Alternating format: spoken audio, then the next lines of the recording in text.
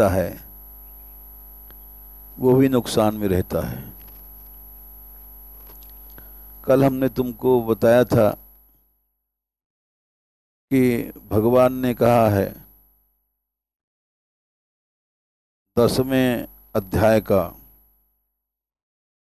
श्लोक 9वां कि हमारा भक्त मच्चित्ता मदगत प्राणा बोधयन्तः परस्परम।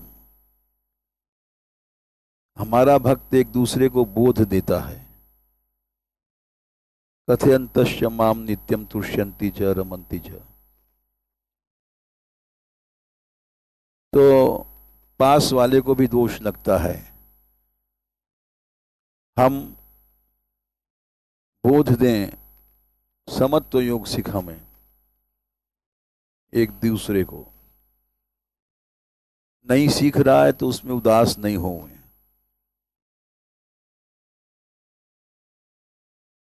नहीं सीख रहा है तो भी हमको अपना कर्म करना है। भगवान ने कहा है कि उससे ज्यादा प्यारा हमको कोई नहीं है जो हमारे इस ज्ञान को हमारे भक्तों में देता है। ये 18वें अध्याय में 68 में कहा है भगवान ने। ये सब हम लोगों को ध्यान रखना चाहिए। या इमं परमं गुह्यम मद भक्तेष्व विधास्यति भक्तिम मयि पराम कृत्वा मामे वैश्यत्य संशय। ऐसा ज्ञान देने वाले को निश्चय भगवान मिलता है। ये प्रतिज्ञा है, मामे वैश्यत्य संशय। 18 का 68 भगवान से मिलने का सरल साधन है कि हम हर समय ऐसी बात, ऐसा उपदेश हरि भक्तों को देते रहें। परिवार में, स्त्री पुत्र में, सब में। ये 68वां श्लोक है। और केवल अध्ययन करने से ही 70वां भगवान का प्यारा हो जाता है।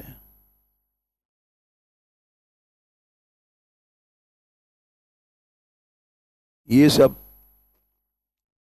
हर व्यक्ति को समझना चाहिए। जो अभी कहा स्वल्पम अप्यस्य धर्मस्य, थोड़ा सा भी इस धर्म का पालन करेंगे तो महान भय से रक्षा हो जाएगी। जैसे कर्म बंधन कट जाते हैं। बुद्धियुक्तो जहाति उभे सुकृत दुष्कृते 2/50। पाप पुण्य दोनों बंधन हैं। समत्व के अभ्यास से दोनों जल जाते हैं। 51 में जन्म बंधन से छूट जाओगे।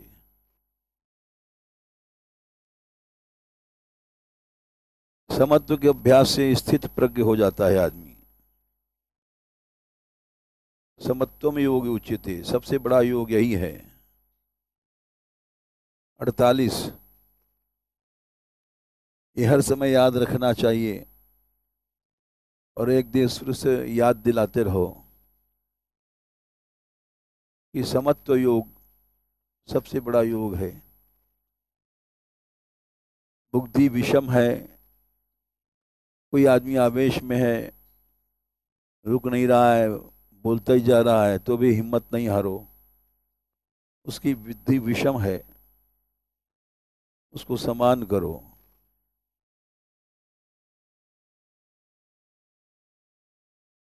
48वें श्लोक में देख लो, समत्वम योग उच्यते। समत्व योग का पालन भगवान की शरण होता है। बुद्धौ शरणम अन्विच्य कृपणा फल हेतु 49। 2/49 भगवान ने कहा कि सर्वधर्मान परित्यज्य मामेकम शरणम व्रज, मेरी शरण में मेरी ही शरण में आ और किसी की शरण में मत आ। और यहाँ बुद्धौ शरणम अन्विच्छ, उस बुद्धि की शरण में जा, क्योंकि वो समुच्चय योग ही भगवान का स्वरूप है। ये सब याद रखना चाहिए, हर समय याद रखना चाहिए।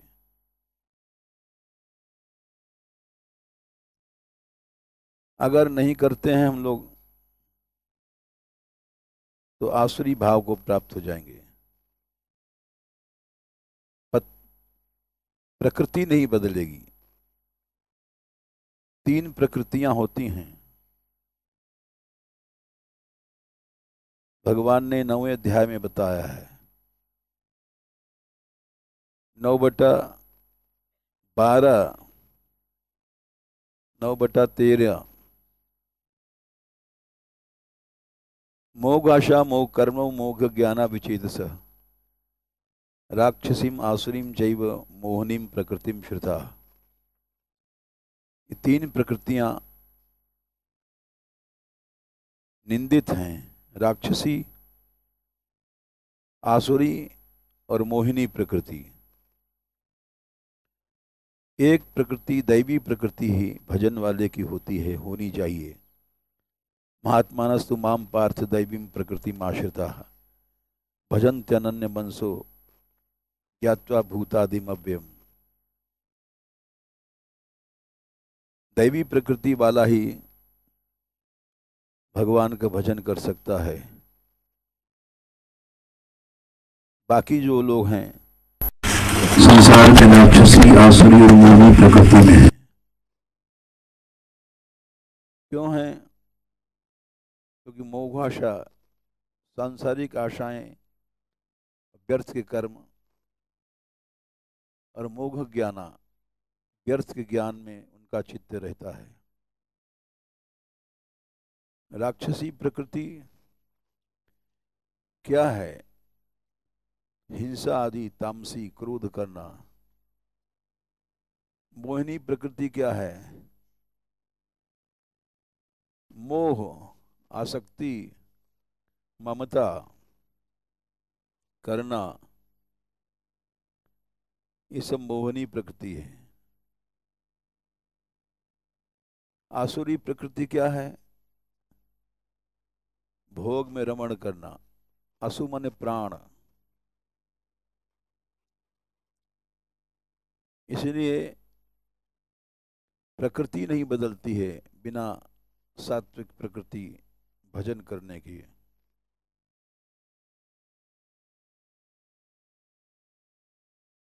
अब देखो, ये बात हमने कल भागवत से बताई ही थी। 5वां अध्याय, 5वां स्कंद का 5वां अध्याय, 5:5-18। गुरु न सस्यात स्वजनो न सस्यात, पिता न सस्यात जननी न सस्यात, दैवम न तस्यात न पतिश्च सस्यात, न मोचेदिया संपेत मृत्युम। गुरु गुरु नहीं है जो भागवत धर्म नहीं सिखाता है। स्वजन माने चाचा ताऊ है, भाई है, वो भाई भाई वही कुछ नहीं है। पिता वो पिता पिता नहीं है, भगवान ने कहा है। जननी वो माँ माँ नहीं है, वो पति पति नहीं है, केवल भोग भोग लेता है, रोटी वोटी बनवा कर सेवा करा लेता है। हर समय प्रकृति नहीं बदलता। दैवी प्रकृति हर समय सिखाना चाहिए। वही दैव है, वही पति है, वही गुरु है। इसलिए बिना इसके तो मनुष्य केवल एक पशु है। 24 घंटे ये सब अभ्यास करना चाहिए। किसी की बुद्धि विषम है, उसको समान बुद्धि बना दो। नहीं तो तुम भक्त नहीं हो। ये आवश्यक है, ये सब बात याद रखना। तब तो गीता पढ़ना सही है, और नहीं तो सही नहीं है।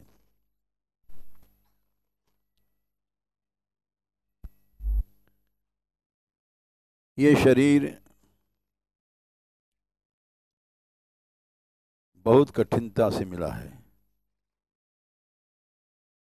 भगवान ने कहा है, अव्यक्तादीनि भूतानि व्यक्त मध्यानि भारत। अव्यक्त तत्व का परिदेवना। यह श्लोक भगवान ने 28वें श्लोक में कहा है, 2/28। इसको समझाओ सबको। ये शरीर पहले अव्यक्त था, माता पिता के पेट में था या उनके मन में था। फिर ये शरीर व्यक्त हुआ। व्यक्त माने स्थूल रूप धारण किया इसने। 9 महीने में इसको समय में लगता है व्यक्त होने में। अव्यक्त से व्यक्त होता है और फिर अव्यक्त में लीन हो जाता है। 9 महीने के हमने बताया था, पहले महीने में माता पिता ने जो संपर्क किया तो उनका अंश घोरुआ बनता है 10-20 दिन में, और पहले महीने में सिर बनता है। संसार में जहाँ जाओ सबको समझाओ। 1 महीने में तो तुम्हारा सिर बना। दूसरे महीने में हाथ पांव बने। अव्यक्त से व्यक्त कैसे बनता है? हाथ पांव बने। तीसरे महीने में पुरुष हो कि स्त्री हो, लिंग या योनि, ये निशान बना। तीसरे महीने में बनता है। चौथे महीने में 7 धातुएं बनी, रस रक्त मांस मेद अस्थि मज्जा शुक्र वीर्य। 5वें महीने में भूख प्यास लगने लग जाती है। 6ठे महीने में फिर वो विचरण करता है गर्भ में, माता को अनुभव होता है। 7वें महीने में भगवान ज्ञान देते हैं, तब स्तुति करता है। गर्भ स्तुति है 3रे स्कंद में 31वें अध्याय में। 7वें महीने स्तुति शुरू करता है, और 8वें 9वें महीने में पूर्व जन्म के उसका ज्ञान भगवान जागृत करते हैं। 10वें महीने में आखिरी स्तुति करता है कि आपने जो हमको ज्ञान दिया, हम उसके कृतज्ञ हैं। फिर वो ज्ञान छिन जाता है तो रोता है। 10वें महीने में व्यक्त हो जाता है, शरीर बाहर आ जाता है।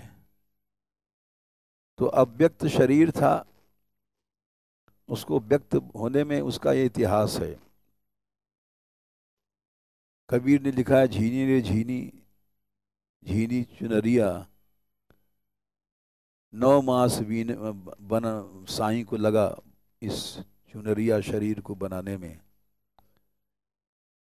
तो और उसके बाद जिसकी जितनी उम्र है, 50 साल की है, किसी की 40 साल की है, उसके बाद जल जाता है, अव्यक्त बन जाता है।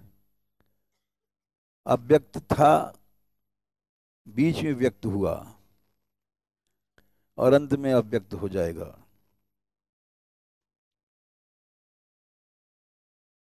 ये 28वें श्लोक में बताया है भगवान ने। अव्यक्त जो शरीर है, इसी में ममता मोह काम क्रोध मोह लोभ, अनेक विघ्न आते हैं। भगवान कहते हैं कि जब शरीर तुम्हारा व्यक्त हुआ है, उस समय अगर तुम हमारे थोड़े से स्वल्प धर्म को भी पालन कर लोगे, स्वल्पम अप्यस्य धर्मस्य त्रायतो महतो भयात्, तो महान भय से रक्षा हो जाएगी तुम्हारी, मृत्यु से रक्षा हो जाएगी। महतो भयात क्या? मृत्यु। 84 लाख योनियों, उन सब से तुम्हारी रक्षा हो जाएगी। और तुमने जो साधन किया है थोड़ी देर, उसका नाश नहीं होगा। नेहा विक्रम नाशोस्ति, प्रत्यवायो न विद्यते। गीता का जो तुमने उपदेश माना है, मान लो किसी ने तुमको गाली दिया और तुमने सह लिया, तो इससे तुम्हारे पापों का नाश हुआ।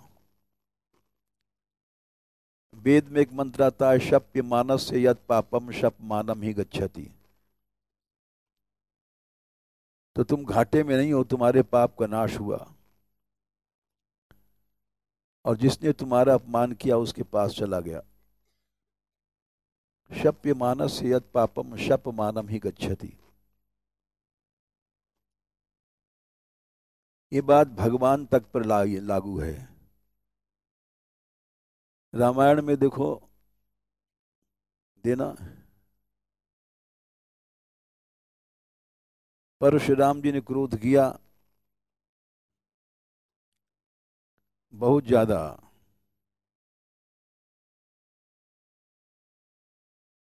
तुम ही देख लो, रिश तन होए तेज तन जरई, ये चौपाई आती है। परश राम जी जब क्रोध करते हैं तो वहां पर आता है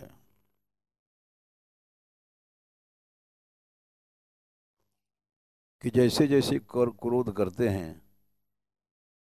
वैसे वैसे उनका तेज जल जाता है, ईश्वरीय तेज भी जल जाता है।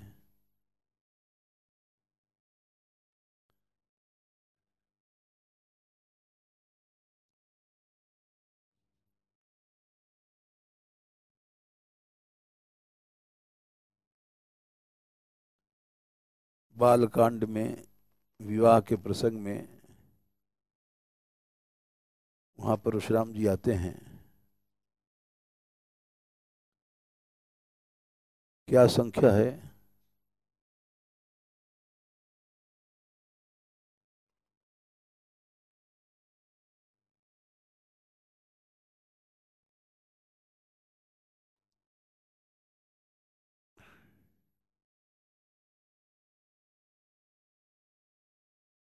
हैं?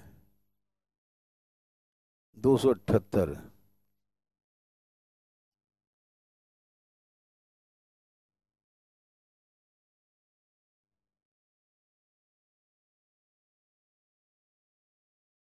78 तो है ही नहीं, 268 होगा।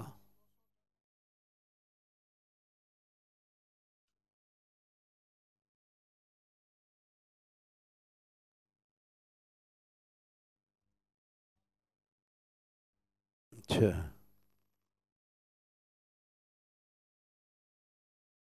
अच्छा अच्छा, हम 378 देख रहे थे।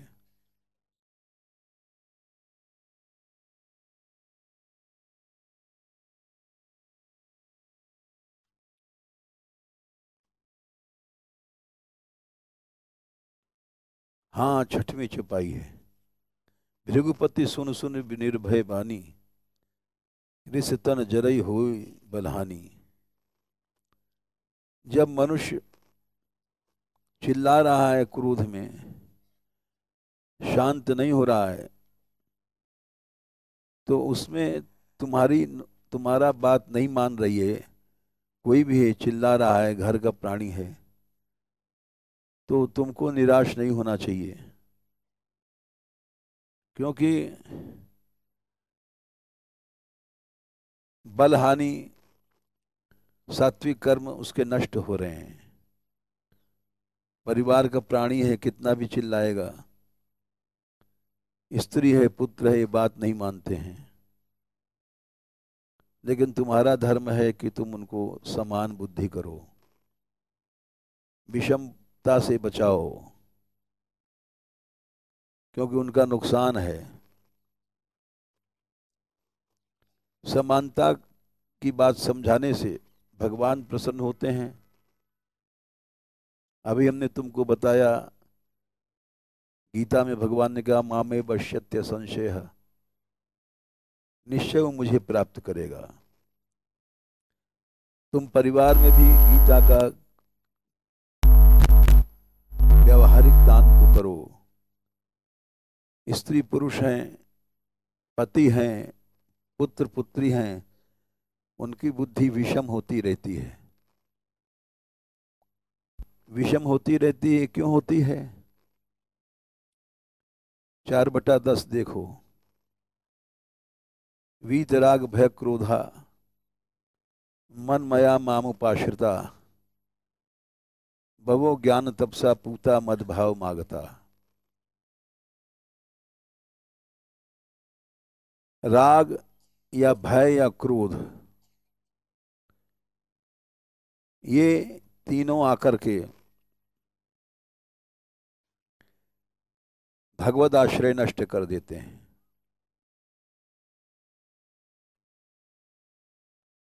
राग क्या है? विषयों का राग। माता पिता ही उसको लाड़ करके विषयी बनाते हैं, उसकी कामनाओं को पूरा करके ज्यादा खर्चीला बनाते हैं। जबकि प्रयत्न होना चाहिए राग का नाश किया जाए,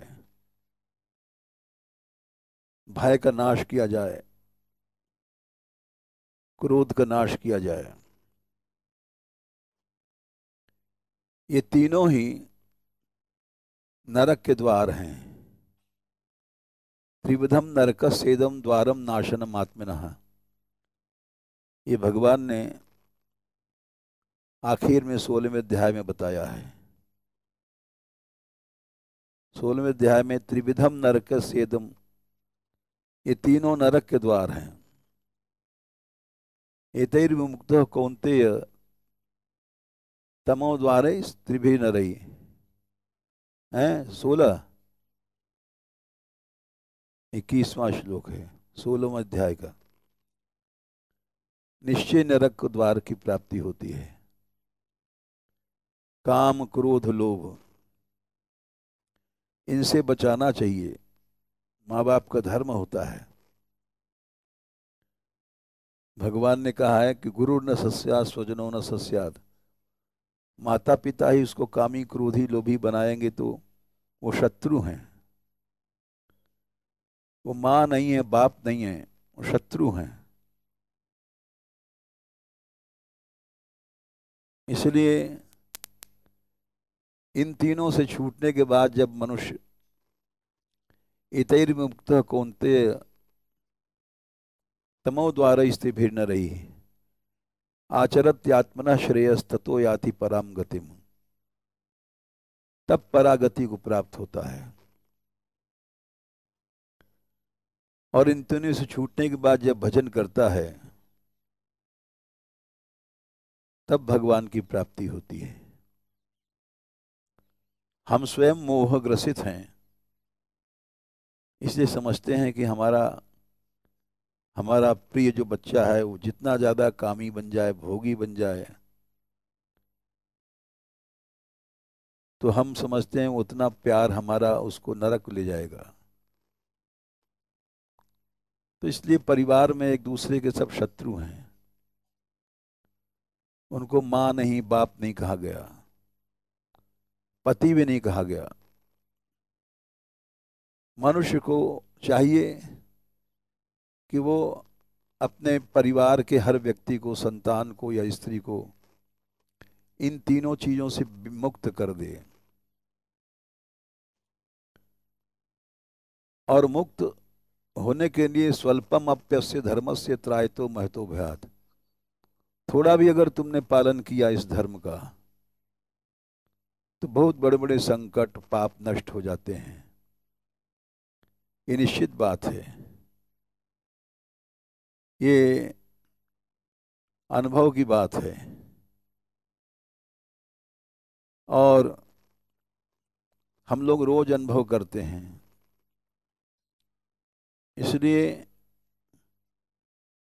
ये जो भगवान ने कहा है, स्वल्पम अप्यस्य धर्मस्य त्रायतो भयतो महतो भयात्, थोड़ा भी अगर हम इसका धर्म का पालन करें तो महान भय से रक्षा हो जाएगी, मृत्यु से रक्षा हो जाएगी,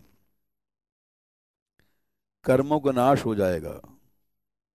बुद्धि युक्तो जहाति उभे सुकृत दुष्कृते तस्माद योगाय युज्यस्व योगः कर्मसु करुषलम्।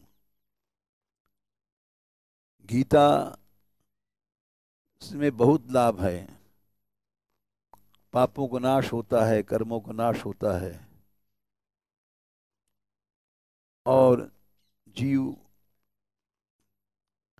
सब तरह से सभी भय का नाश हो जाता है।